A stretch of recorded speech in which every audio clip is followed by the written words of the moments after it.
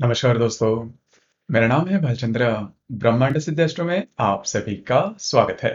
आज के इस वीडियो में हम चर्चा करेंगे कुंभ लग्न का सन 2023 का संपूर्ण वर्षफल। कैसे होंगे ग्रह योग, कैसे होंगे ग्रहों के राशांतर और वो आपके राशि पर या फिर लगन पर किस प्रकार से प्रभाव करने वाले हैं। कौन से निर्णय आपको लेने हैं, कौन से निर्णय आपको डालने हैं। आपके जीवन का ऐसा कौन सा क्षेत्र है जो कि सबसे ज्यादा प्रभावित होने वाला है, सभी के बारे में डिटेल में चर्चा इस वीडियो में हम करने वाले हैं। अपना जो चैनल है ब्रह्मांड सिद्धि एस्ट्रो, इस चैनल पर मेष लगन से लेकर मीन लगन तक की जो सभी 12 लगन है, इन सभी 12 लगन का सन 2023 का वर्षफल क्या होगा, इस विषय पर वीडियो अपलोड हो चुके हैं। आप उसका आनंद जरूर लीजिए। तो आज के इस वीडियो में हम चर्चा करेंगे कुंभ लगन के बारे में। तो सबसे पहले हमें यह जानना होगा कि कुंभ लगन होता क्या है, क्योंकि अमूमन तौर पर हमें राशियां कौन सी है, मतलब चंद्र राशि कौन सी है वो हमें पता होती है, लेकिन लग्न कैसे जाना जाए उसके बारे में नॉर्मली हमें पता नहीं होता। तो जैसे कि आप यहाँ पर देख रहे हो कि ये जो कुंडली है, इस कुंडली का यह जो खाना है या फिर घर है, इसे प्रथम भाव कहते हैं या फिर दूसरी भाषा में इसे लगन स्थान भी कहते हैं। अब यहाँ पर जो भी अंक आएगा वही आपका लगन होता है। जैसे कि यहाँ पर आप देख रहे हो कि यहाँ पर 11 अंक है जो कि कुंभ राशि निर्देशित करता है। इस वजह से ये जो कुंडली है, यह कुंडली कुंभ लगन की कुंडली हो जाती है। तो सबसे पहले हम ये जानकारी लेंगे कि अब तक का जो समय है, मतलब जो करंट समय है, वो आपका कैसे चल रहा है या फिर इस समय में आपके जो भाव है या फिर आप कौन से परिस्थितियों से गुजर रहे हो। जैसे कि आप अगर आप देखो कि अगर आपका कुंभ लगन है तो आप जान सकते हैं या फिर आपने अनुभव किया होगा, पिछले करीबन अक्टूबर, नवंबर, दिसंबर, इन 3 महीने में 2-3 बातें हैं उसके बारे में आपने अनुभव किया होगा। सबसे पहले और महत्वपूर्ण बात, अगर आप किसी के रिलेशनशिप में हैं तो वहां पर छोटी मोटी बातों को लेकर तकरार हो चुकी थी और वो काफी बढ़ गई है, जिसका जो स्ट्रेस है वो काफी ज्यादा बना हुआ है। उसी प्रकार अगर आप शेयर मार्केट में डील करते हो तो भी जैसा आप चाहते हो इस प्रकार से जो मुनाफा है जो वो नहीं हो रहा है, आपके जो भी अंदाज है वो भी चूक रहे हैं। उसी प्रकार दूसरी करीबन नवंबर दिसंबर में और एक बात आपने अनुभव की होगी कि घर के जो लोग हैं उनके साथ आपकी जो प्रॉब्लम कॉम्प्लिकेशन है वो काफ़ी ज़्यादा बढ़ रही है। घर का जो वातावरण है वो भी नॉर्मल नहीं है। छोटी मोटी बातों को लेकर तकरार हो रही है जो कि थमने का नाम नहीं ले रही है। लेकिन इसके बारे में चिंता बिल्कुल भी नहीं करना। करीबन जनवरी के 15-17 तारीख के बाद ये जो प्रॉब्लम कॉम्प्लिकेशन है वो काफ़ी मायनों में कम होता हुआ नजर आएगा। मैं ये तो नहीं कहूँगा कि पूरी तरह से नॉर्मल हो जाएगा, लेकिन जो स्ट्रेस, जो टेंशन बना हुआ है घर के हालात के मामले में या फिर आपका जो भी जिनके साथ भी आपका रिलेशनशिप, तो वो काफ़ी मायने में कम होता हुआ नजर आएगा, जो कि आपके लिए काफ़ी अच्छी बात होगी। तो कुल मिला के देखा जाए तो अब मतलब 2-3 महीने का जो स्ट्रेस सिचुएशन जो चल रहा है करीबन अक्टूबर, नवंबर, दिसंबर से, वह करीबन जनवरी के 15-16 तारीख के बाद काफ़ी मायनों में नॉर्मल होता हुआ नजर आएगा। अब हम चर्चा करेंगे कि ग्रहों के जो राशांतर है उसके बारे में और उसके जो परिणाम है वो आपके लगन पर किस प्रकार से होने वाले हैं।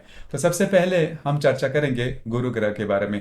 अब ये जो गुरु ग्रह है वो आपके लगन के लिए थोड़ा महत्वपूर्ण हो जाता है, क्योंकि ये जो गुरु है, ये गुरु आपका लाभेश भी है और आपका द्वितीय भी है। तो महत्वपूर्ण ऐसे 2 धन भाव का यह स्वामी है जो कि आपके द्वितीय भाव में भ्रमण कर रहा है। तो इसके जो अनुभव है, कुछ अनुभव आपने पिछले करीबन 6-7 महीने में आपने लिए होंगे कि पैसे के मामले में किसी भी प्रकार के बड़े प्रॉब्लम कॉम्प्लिकेशंस आपको नहीं आ रहे, पैसे आपको आ रहे थे और इन्वेस्टमेंट भी हो रही थी। आपके जो मित्र परिवार है उनसे भी आपकी जो रिलेशनशिप थी वो काफ़ी अच्छी चल रही थी, मतलब जो भी आपने काम किया था उसके जो लाभ है वो भी आपको सही प्रकार से मिल रहा था। तो किसी भी प्रकार के आर्थिक संदर्भ में कोई प्रॉब्लम या फिर कॉम्प्लिकेशन नहीं आ रही थी, जो कि काफ़ी अच्छी बात थी।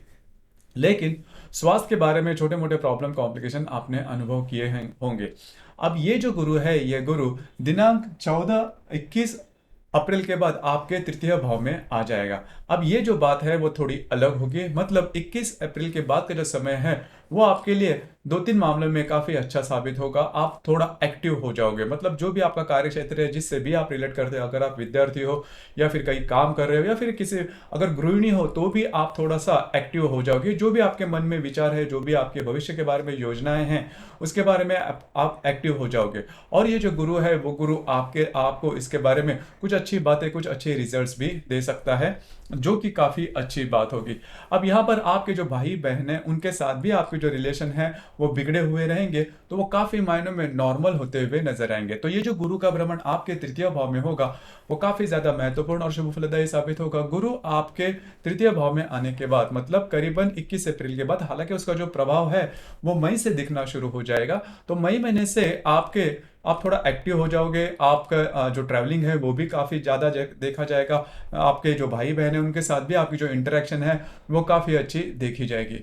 अब यहाँ पर ये जो गुरु है, ये गुरु पंचम भाव से, पंचम दृष्टि से आपके सप्तम भाव को देख रहा है, सप्तम दृष्टि से आपके नवम भाव को देख रहा है, और नवम दृष्टि से ये आपके लाभ भाव को भी देख रहा है, जो कि काफी अच्छी बात होगी। पहले तो सबसे महत्वपूर्ण बात, जो कुंभ राशि के व्यक्ति विवाहोत्सुक है मतलब विवाह करना चाहते हैं, उनके लिए जो गुरु का भ्रमण है वो बहुत ही ज्यादा शुभ फलदायी साबित होगा। मतलब आप जैसा चाहते हो उस प्रकार से जो बातें हैं वो हो सकती है, सिचुएशन उस प्रकार से हो सकती है। जो विवाह करना चाहते हैं युवक युवतियां, उनके लिए जो योग जिसे हम कहते हैं कि विवाह का योग कब है कैसे है, तो ये जो जैसे गुरु आपके तृतीय भाव में भ्रमण करेगा 21 अप्रैल के बाद का जो समय, करीबन एक साल का जो समय है, वो आपके लिए काफी ज्यादा फेवरेबल साबित होगा विवाह के मामले में। तो ये बात काफी अच्छी होगी। उसी प्रकार अगर आप पार्टनरशिप में बिजनेस करना चाहते हो तो भी ये जो कालावधि है आपके लिए काफी ज्यादा शुभ फलदायी साबित होगा। उसी प्रकार ये जो गुरु है, ये गुरु सप्तम दृष्टि से आपके भाग्य भाव को देख रहा है।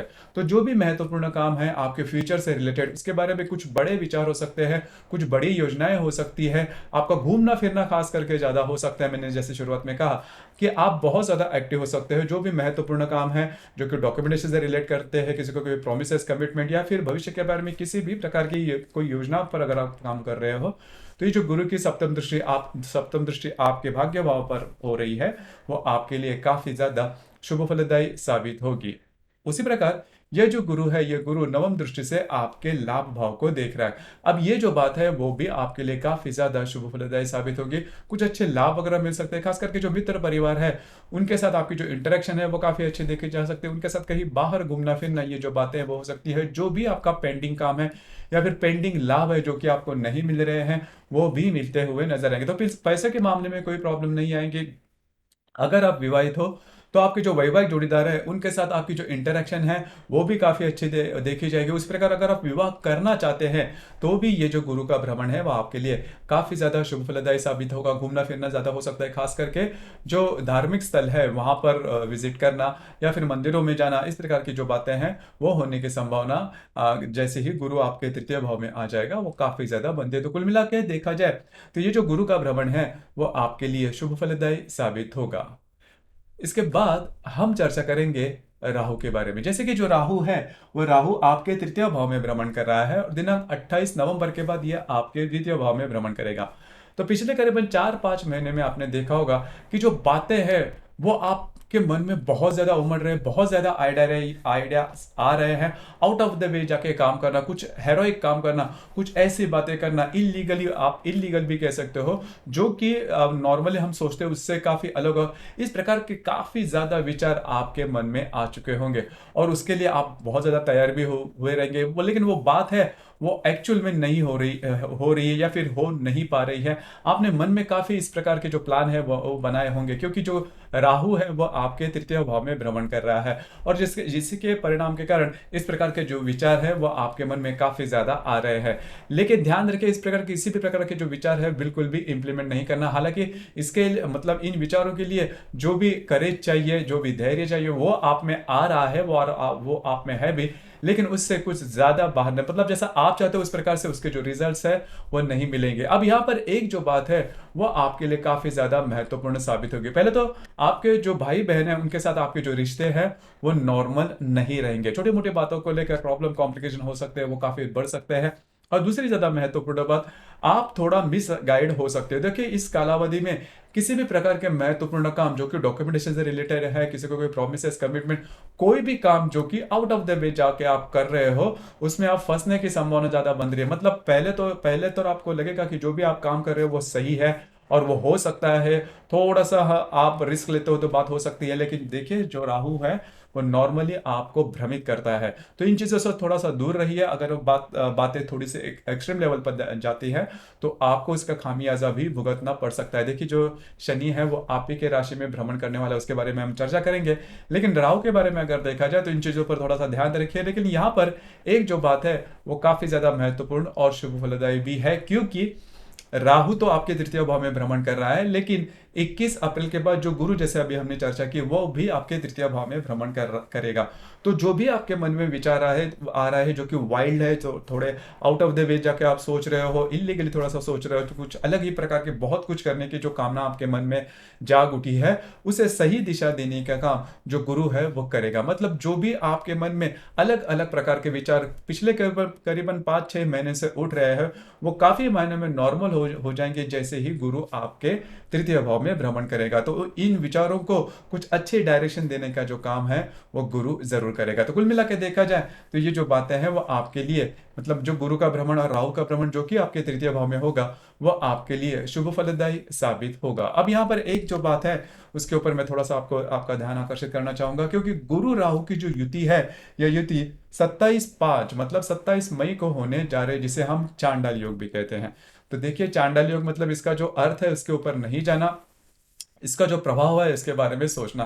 तो सबसे पहले और महत्वपूर्ण बात, 27 मई को ये जो चांडाल योग है वो होने जा रहा है। इसका जो प्रभाव है वो करीबन 23-24 मई से लेकर 28-29 मई तक आपके तृतीय भाव में देखा जाएगा।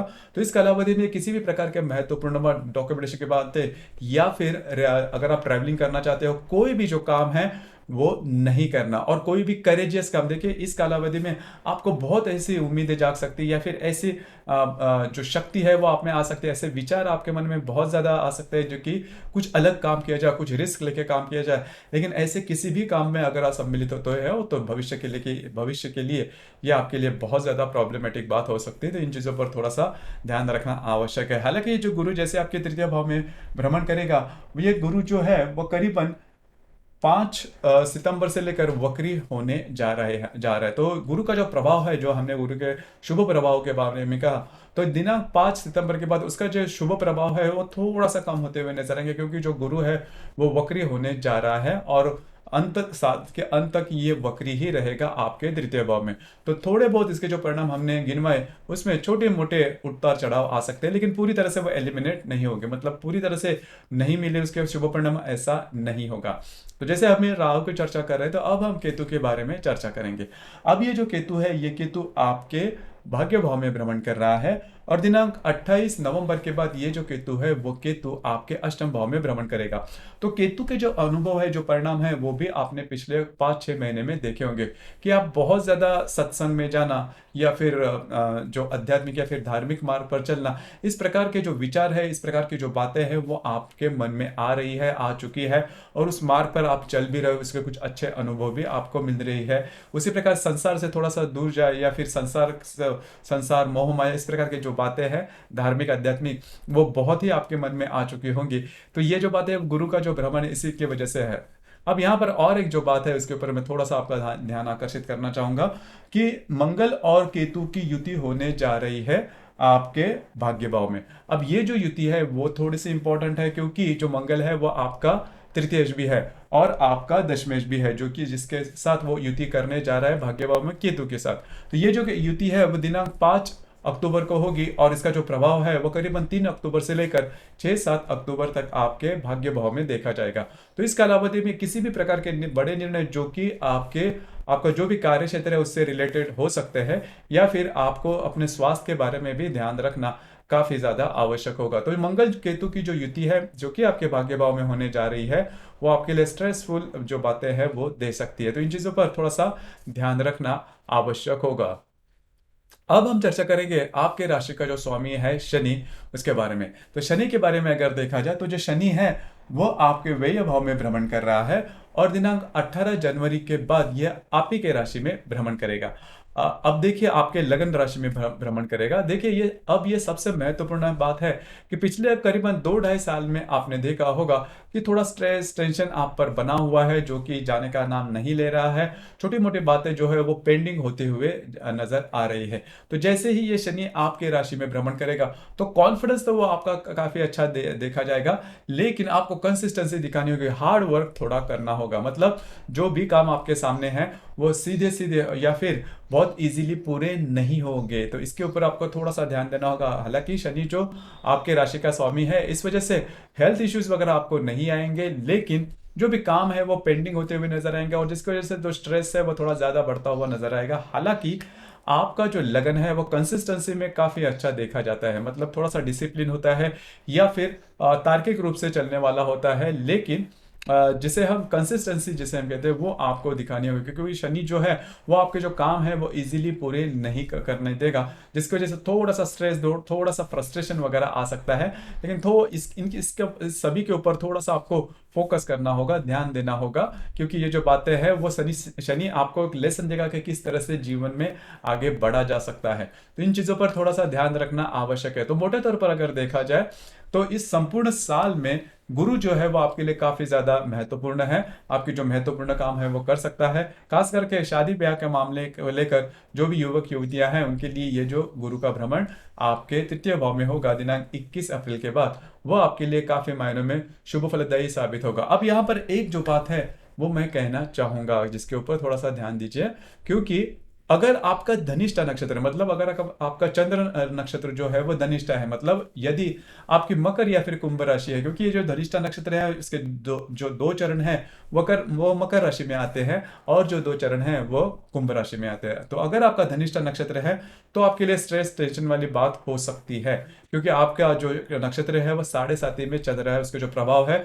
वो ऑलरेडी आपने देखे होंगे और आगे भी आपको देखने को मिल सकते हैं। तो यदि आपका कुंभ लगन है और यदि आपकी मकर या फिर कुंभ राशि है तो स्ट्रेस टेंशन काफी ज्यादा बढ़ सकता है। इसके बारे में अनुभव पिछले करीबन 7-8 महीने में आपने लिए होंगे, और खास करके जिनकी मकर राशि है उन्होंने तो इसके बारे में, मतलब जिनका नक्षत्र उत्तराषाढ़ श्रवण धनिष्ठा यह नक्षत्र है, उन्होंने तो पिछले करीबन 2-2.5 सालों में इसके जो अनुभव है वो काफी लिए होंगे।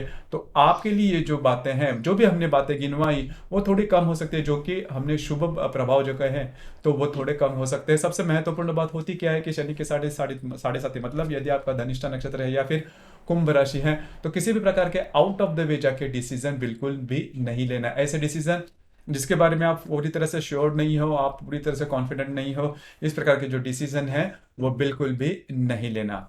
तो इस चीजों पर थोड़ा सा ध्यान रखिए। उसी प्रकार इस महीने के, इस साल के जो ग्रहण है उसके बारे में भी चर्चा करेंगे। जैसे कि इस साल का जो पहला ग्रहण होगा दिनांक 20 अप्रैल को होगा आपके तृतीय भाव में। अब ये जो ग्रहण है वो थोड़ा सा महत्वपूर्ण है, क्योंकि जो सूर्य है वो सूर्य आपके लगन का सप्तमेश भी है।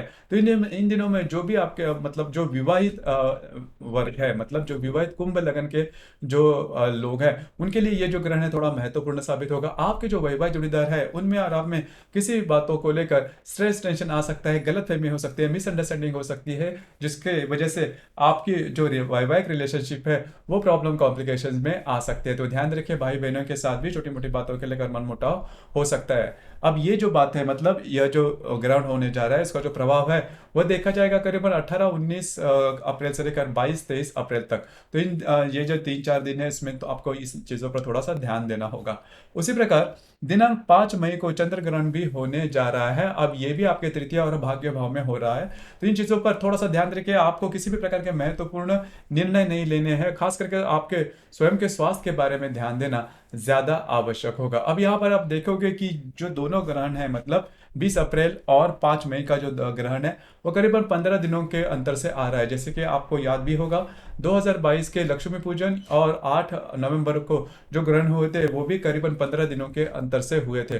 तो उन दिनों में भी आपने देखा होगा कि स्ट्रेस टेंशन आपने बहुत ज्यादा देखे होंगे, लेकिन उन दिनों की बात थोड़ी अलग थी। उन दिनों में जो बाकी जो ग्रह थे, हालांकि मंगल वगैरह वक्री था, तो स्ट्रेस थोड़ा सा ज्यादा आ रहा था, ज्यादा आपने अनुभव भी किया होगा। लेकिन यह जो ग्रहण है, इन ग्रहण के दिनों में, मतलब अभी जो हमने 2 ग्रहण गिनवाए समय इसमें दो तीन बातें वो थोड़ी खास है, अलग है, क्योंकि इन दिनों में किसी भी प्रकार के बाकी के जो ग्रह है उनसे कोई किसी प्रकार के बड़े प्रॉब्लम आपको नहीं आएंगे। और सबसे महत्वपूर्ण बात, जो ग्रहण 2023 में होने जा रहे हैं वो भारत में से नहीं देखेंगे, जिसकी वजह से इसका जो प्रभाव है वो ज्यादा देखा नहीं जाएगा। उसी प्रकार जो तीसरा ग्रहण है जो कि सूर्य ग्रहण है, वो दिनांक 14 अक्टूबर को होने जा रहा है आपके अष्टम भाव में।